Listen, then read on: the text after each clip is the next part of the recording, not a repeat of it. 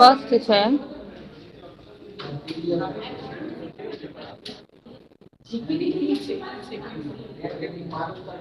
Okay, ચલો first question શું છે? MCQ ફર્સ્ટ, કરુણાશંકર માસ્તર ઉદાસ કેમ બની ગયા હતા? ભવાયા રમવા આવ્યા હતા. રાઈટ, ભવાયા રમવા આવ્યા હતા.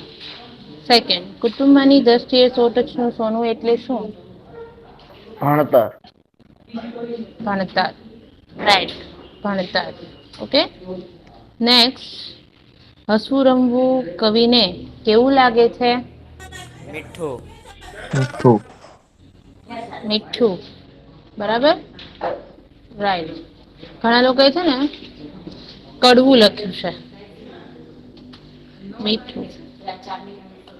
4, શ્રી કૃષ્ણને ગોકુળમાં કોને મુખ બતાવવાની ના પાડી છે? રાધાને.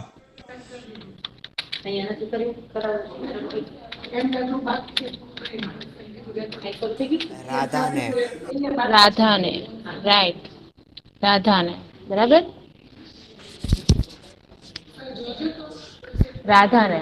ઓકે, પછી નેક્સ્ટ છે, ઈટા કીટા કેટલો સમય ચાલે છે?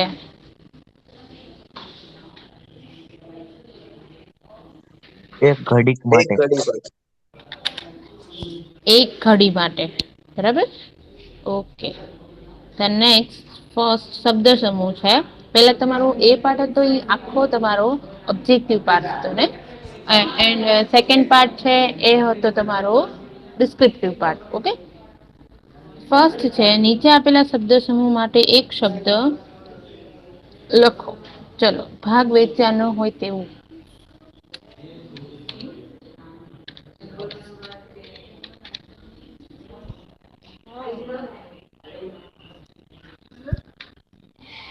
ચલો,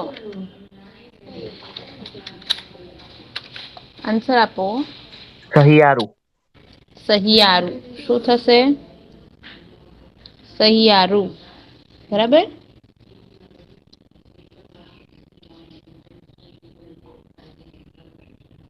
ઓકે, રાઈટ, સહિયારું આન્સર. ઓકે, તો નેક્સ્ટ છે, એક શબ્દનો બે અર્થ. એક શબ્દના બે અર્થ.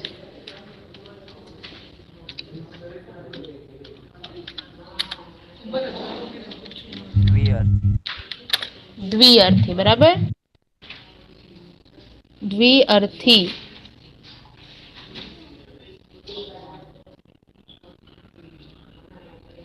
એક શબ્દના બે અર્થ વાળું દ્વિઅર્થી. ઓકે, તેને રાત્રે ભણાવતી શાળાઓ. રાત્રે ભણાવતી શાળાઓ. રાત્રિ શાળા. રાત્રિ શાળા. રાઈટ. શું થશે? રાત્રિ શાળા. રાત્રિ શાળાઓ.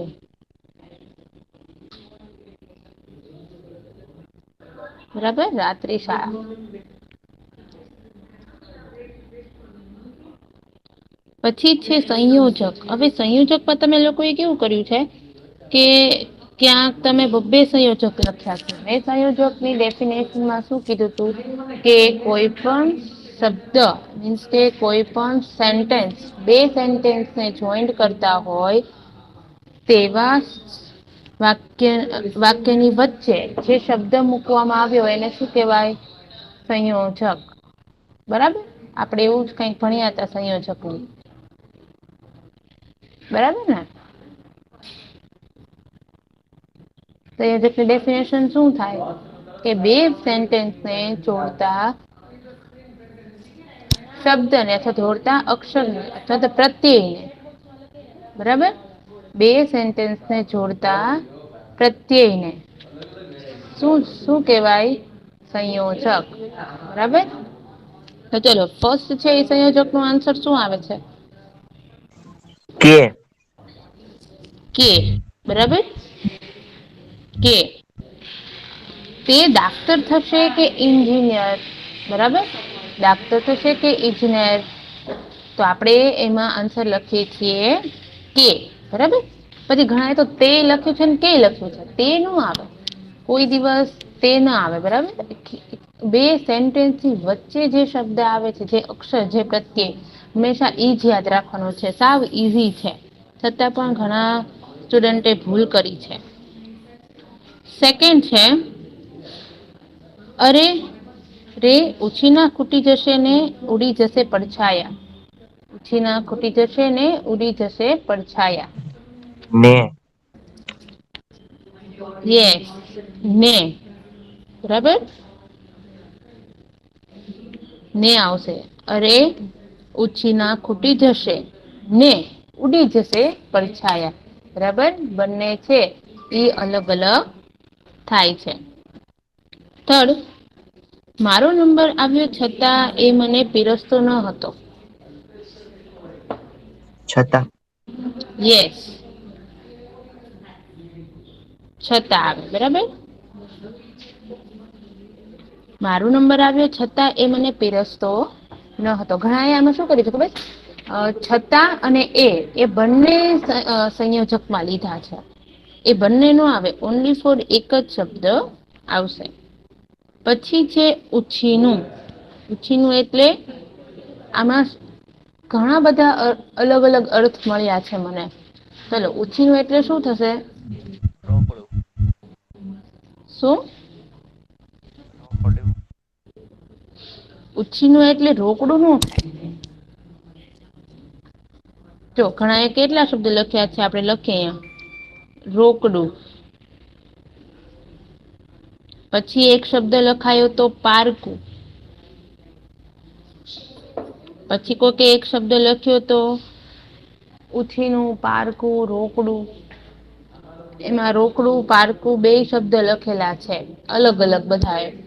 તો આપણે અહીંયા ઉછીનું એટલે શું લેવાનું છે? વિરોધાર્થી શબ્દ છે. તો કે આપણે રોકડું જ લખવાનું ને. રોકડું. હા, ઉછીનું એટલે રોકડું, વિરોધાર્થી શબ્દ છે. પર્યાય શબ્દ હોત તો શું આવત? પારકું. બરાબર, સરળ. નિષ્કર. સરળ તો મુશ્કેલ. મુશ્કેલ. કઠિન લખીએ તો હાલે? હા, ચાલે. સરળ તો મુશ્કેલ અથવા તો કઠિન પણ ચાલે. બરાબર, ઘણા લોકોએ કઠિન પણ લખ્યું છે અને મુશ્કેલ પણ, એ બંને શબ્દ ચાલશે. પછી કંગાર, સમાનાર્થી શબ્દ છે કંગાર. પર્યાય છે, વિરોધાર્થી નથી. કંગાર ગરીબ. તો ગરીબ. બરાબર,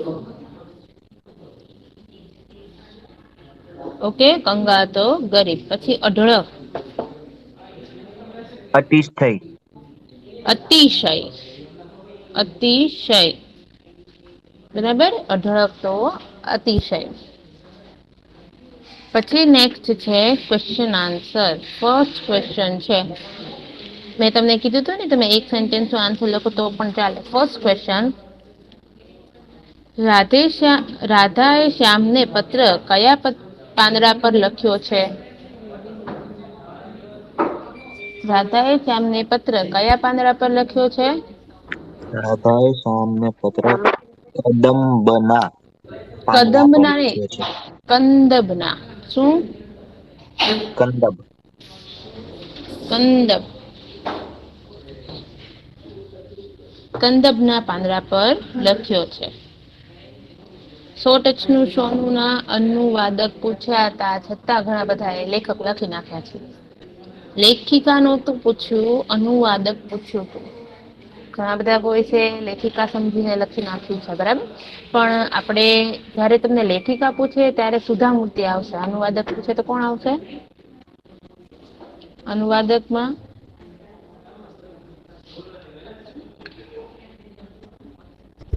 અનુવાદકમાં કોણ આવે?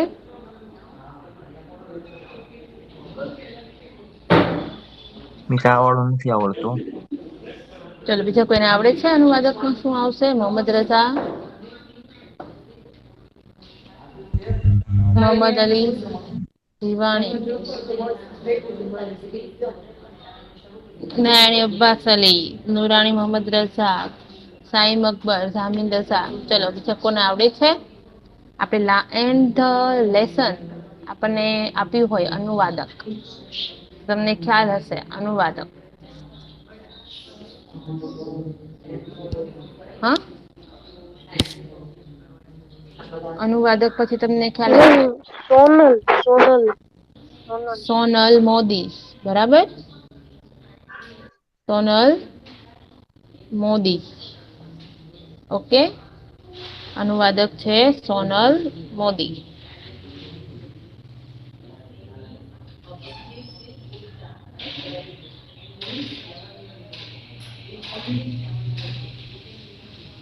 શું થશે અનુવાદક? સોનલ મોદી, ઓકે. ચલો નેક્સ્ટ છે આપણે કેવી ભાવના કેળવવી જોઈએ. મોસ્ટ ઓફ ધી બધા બોયઝ નો આન્સર રાઈટ જ છે, બરાબર? ઘણા બધા એ બહુ સરસ આન્સર લખ્યો છે. તેની ભાવના કેળવવી જોઈએ.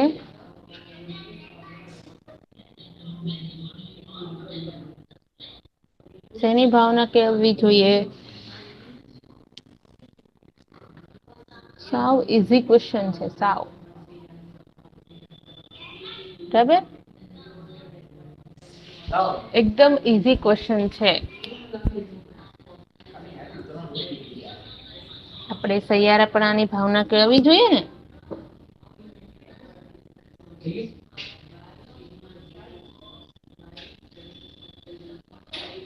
સૈયારાપણાની, બરાબર?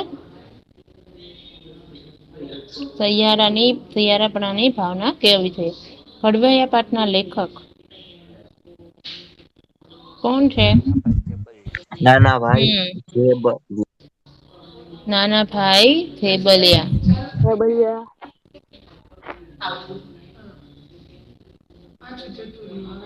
નાના ભાઈ જેબલિયા, બરાબર? નેક્સ્ટ હવે એલક્યુ આવે છે. કરુણાશંકર માસ્તરે ભવાયાની રમત શા માટે બંધ કરાવી? મિસ આપ અહીંયા શોર્ટમાં કઈ કે જેમ લખ્યું હોય આપણે એમ જ લખીએ, બોલીએ અત્યારે અહીંયા. હા, જેમ લખ્યું છે ને એમ બોલો. શોર્ટમાં નહીં, ભલે વાંધો નહીં, વાર લાગે. 3 જ ક્વેશ્ચન છે.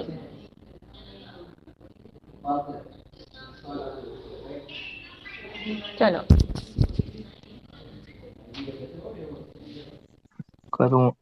ભવાયાની રમતમાં ગણેશ વંદના પછી લેખ ભવાયાની રમતમાં ગણેશ વંદના પછી નામ દ્રિયથી વાણીનો ઘાણ શરૂ થયો છે. પછી શેનો શરૂ થયો છે? ગણેશ વંદના પછી દ્વિઅર્થી વાણીની શરૂઆત થઈ છે, બરાબર? પછી બાળકોમાં તેના સંસ્કારો ના પડે તે માટે કરુણાશંકર માસ્તરે પોતાના 1 માસનો પગાર આપી દઈ રમત બંધ રખાવી. શું કર્યું કે બાળકોના ભવિષ્ય પર આની અસર ના પડે એટલે કરુણાશંકર માસ્તરે પોતાના આખા માસનો 1 પગાર આપીને આ રમતને બંધ કરાવી.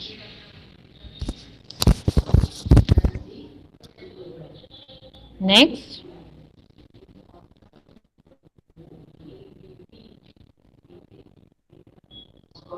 નેક્સ્ટ.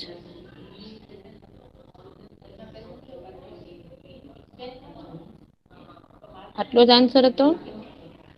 હા મિસ અહીંયા મારા સુધી જ છે. ઓકે. આટલા માટે ભવાયાની રમત છે એ બંધ કરાવી હતી, બરાબર? ચલો પછી નેક્સ્ટ છે. અયપ્પા મુંબઈ જઈ કેવી રીતે ભણ્યા હતા?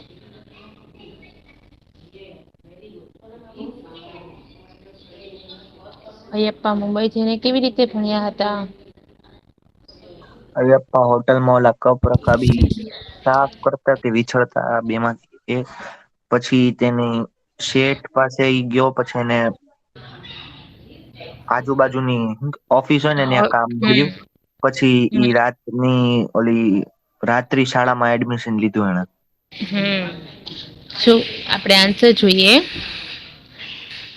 અયપ્પા મુંબઈ ગયા પછી તેમને એક હોટલમાં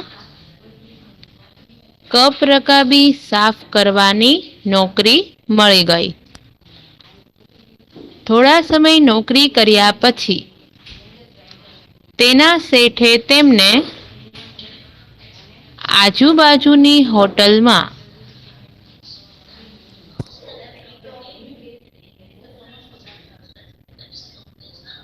આજુબાજુની ઓફિસમાં બરાબર ઓફિસમાં ચા દેવા જવા માટેની મંજૂરી આપી અને પછી તેઓએ રાત્રિ શાળામાં અભ્યાસ કરવા માટે એડમિશન લીધું બરાબર. આ રીતે અયપ્પા નોકરી કરતા કરતા ભણ્યા હતા બરાબર. તો આ રીતે આપણે જોયું હતું બરાબર.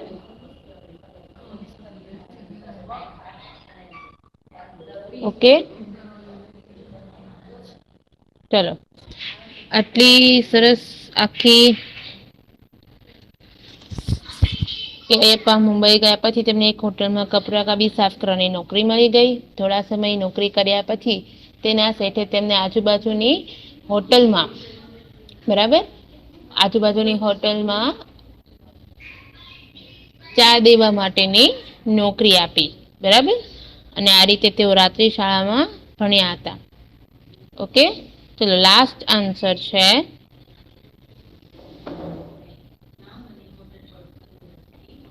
રાધાની રીસ. ઓકે આપણે 1 મિનિટ.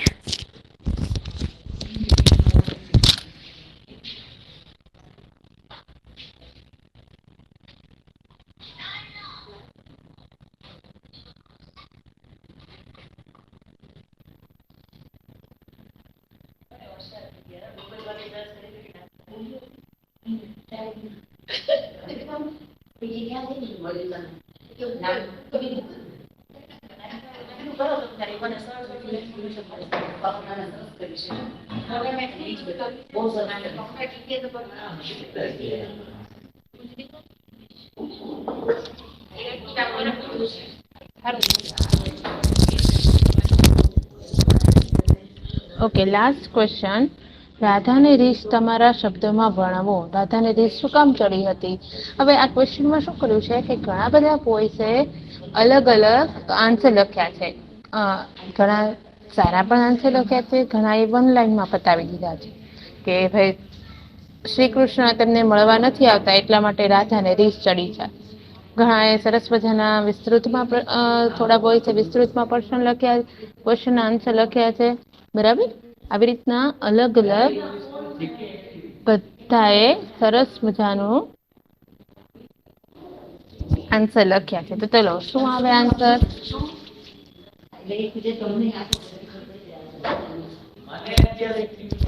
ચલો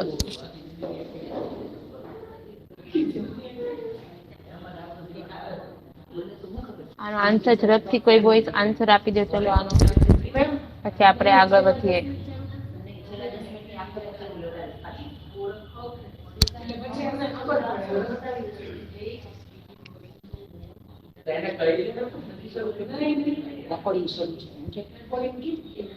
ચલો બેટા આન્સર આપો. રાધાને રીસ તમારા શબ્દમાં વર્ણવો. શું કામ રાધાને રીસ ચડે છે?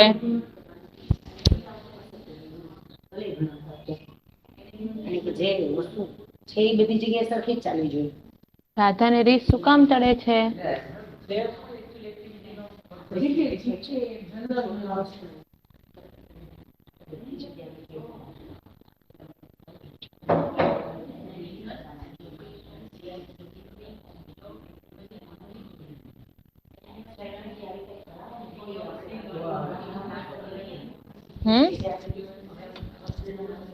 એટલા માટે રાધાને રીત ચડે છે, કારણ કે શ્રી કૃષ્ણ છે એ ગોવર્ધન પર્વતે ગાયો ચરાવવા જાય છે અને પોતાના મિત્ર કૃષ્ણ સુદામાને મળવા જાય છે, પણ એ રાધિકાને મળવા આવતા નથી. રાધિકા એને કંદમ વૃક્ષના પાંદડા પર પત્ર પણ લખ્યો છે, છતાં પણ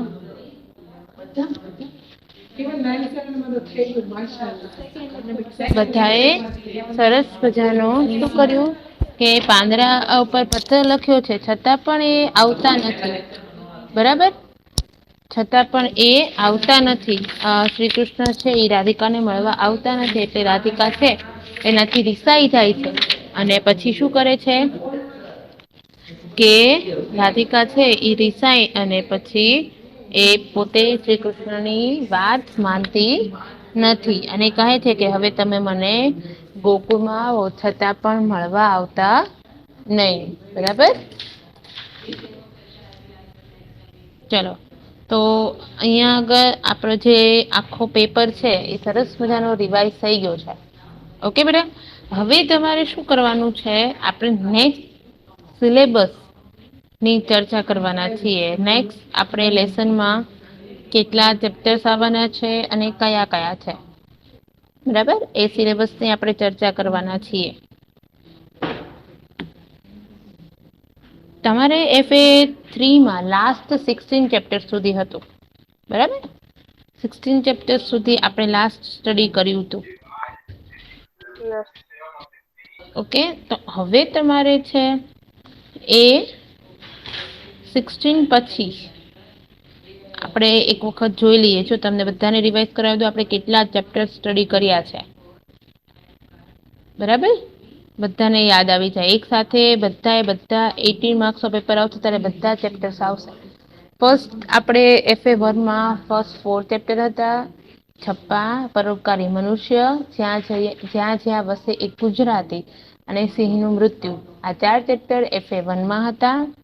ધેન નેક્સ્ટ FA2માં આપણા બીજા 4 ચેપ્ટર હતા. 5th તું તારા દિલનો દીવો, 6 ભાષા જાય તો સંસ્કૃતિ જાય, 7th નવસર્જનની વાટે, 8 આભાર અને 9 પારખું. આ FA2 એન્ડ SA1માં 4 ચેપ્ટર એ લોકો વારસાગત, તોજાણું અને ઘડવૈયા. બરાબર, સોરી, SA1માં આપણે ટોટલ 5 ચેપ્ટર હતા. ઓકે, એક ચેપ્ટર આપણે સિંહનું મૃત્યુ લીધું હતું, એક ચેપ્ટર લીધું હતું આપણે પારખું, અને પછી જે 3 ચેપ્ટર્સ હતા એ લોકો વારસાગત અને તોજાણ. પછી અત્યારે FA3માં 4 ચેપ્ટર લીધા છે, ઘડવૈયા, મારું તારું, 100 ટચનું સોનું અને ગોકુળમાં આવો. અહીંયા સુધીના આપણા ચેપ્ટર્સ કમ્પ્લીટ થઈ ગયા છે. હવે આપણે કઈ રીતના ચલાવવાના છીએ, હવે આપણી પાસે બાકી રહે છે એટલા ચેપ્ટર છે, 7 ચેપ્ટર બાકી છે. બરાબર, અને જો ગ્રામેટિકલ પોઈન્ટ્સ પણ આપણે જોતા જઈએ. ગ્રામરમાં સમાનાર્થી, વિરોધાર્થી, સંધિ, સ્વર અને વ્યંજન, બરાબર, અને જોડણી એ થઈ ગઈ છે. લિંગ વચન પણ થઈ ગયા છે, અનુગ, નામયોગી અને સંધિ પણ થઈ ગયા છે. વિશેષણ, ક્રિયા વિશેષણ અને સંયોજક પણ થઈ ગયા છે.